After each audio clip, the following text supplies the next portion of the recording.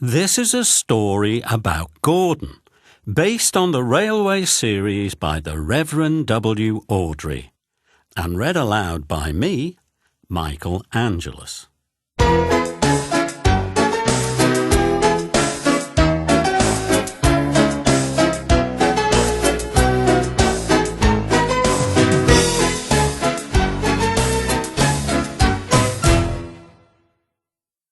This is a story about Gordon the big engine.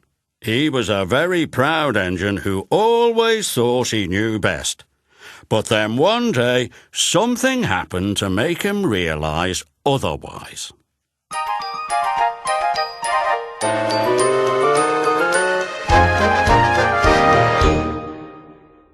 Gordon was always boasting and telling the other engines how to behave. One day he was showing off to Edward. "You watch me this afternoon as I rush through with the express. That will be a splendid sight for you when you're shunting trucks." And before he puffed away, Gordon said, "Don't play around with the trucks, Edward. It isn't wrong, but we just don't do it."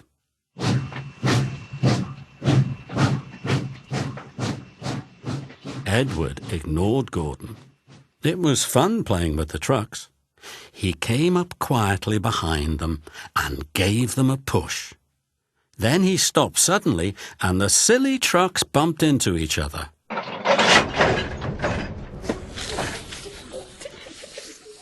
"Oh!" they cried. "Whatever is happening?" Edward played until there were no more trucks to move. Then he stopped to rest. Suddenly, Edward heard a whistle. It was Gordon, and he was very cross. Instead of pulling nice shiny coaches, he was pulling lots of dirty coal trucks. "A goods train," he grumbled. "The shame of it." Gordon went slowly past, with the trucks clattering behind him.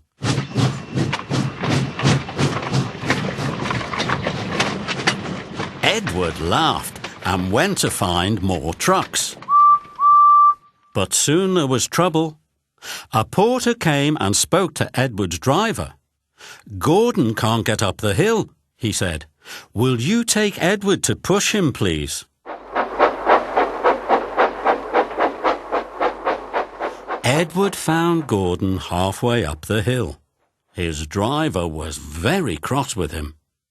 "You're not trying," he shouted at Gordon. "I can't do it," replied Gordon. "The silly coal trucks are holding me back." Edward came up behind Gordon's brake van, ready to push. "You'll be no use at all," huffed Gordon. "You wait and see," replied Edward. The guard blew his whistle and Gordon tried to pull forward as Edward pushed him as hard as he could. "I can't do it, I can't do it, I can't do it," puffed Gordon. "I will do it, I will do it, I will do it," puffed Edward. Edward pushed and puffed with all his strength, and before long, Gordon was at the top of the hill. "I've done it," he said proudly, forgetting all about Edward pushing behind, and Gordon ran on to the next station without stopping to say thank you. But the Fat Controller didn't forget to thank Edward.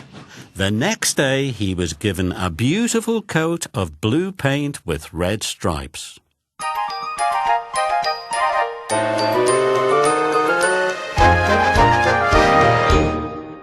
Gordon hadn't learned his lesson. He still boasted and told the other engines how to behave. Now it was Henry's turn. "Henry whistles too much," said Gordon. "Respectable engines don't whistle loudly at stations. It isn't wrong, but we just don't do it." Poor Henry felt sad. "Never mind," whispered Percy. "I like your whistling."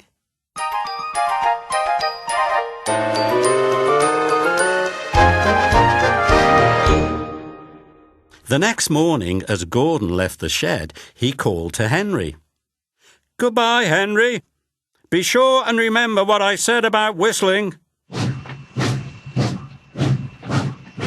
Later that day, Henry took a slow train to Edward's station. "Hello, Henry," said Edward. "I was pleased to hear your happy whistle yesterday." "Thank you, Edward," smiled Henry. "Shh! Can you hear something?" Edward listened. Far away, but getting louder and louder, was the sound of an engine's whistle.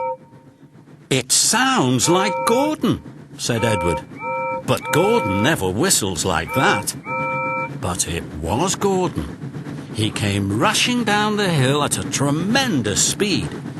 Gordon's whistle valve wouldn't close, and he was whistling fit to burst.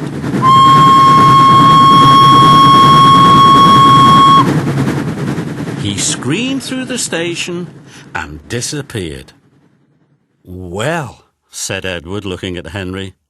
"It isn't wrong, but we just don't do it," chuckled Henry, and Edward laughed. Meanwhile, Gordon screeched along the line.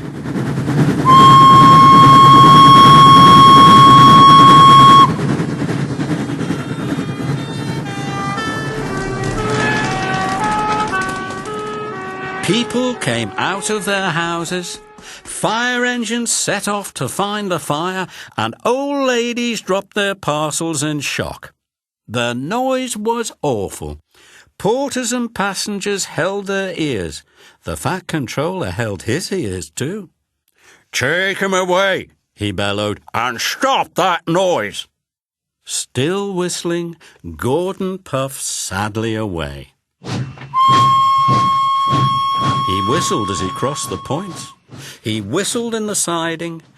Gordon was still whistling as the last passenger left the station. Then two fitters climbed up and knocked Gordon's whistle valve into place. And at last there was silence. Gordon slunk into the shed. He was very glad it was empty. He didn't want anyone to make fun of him.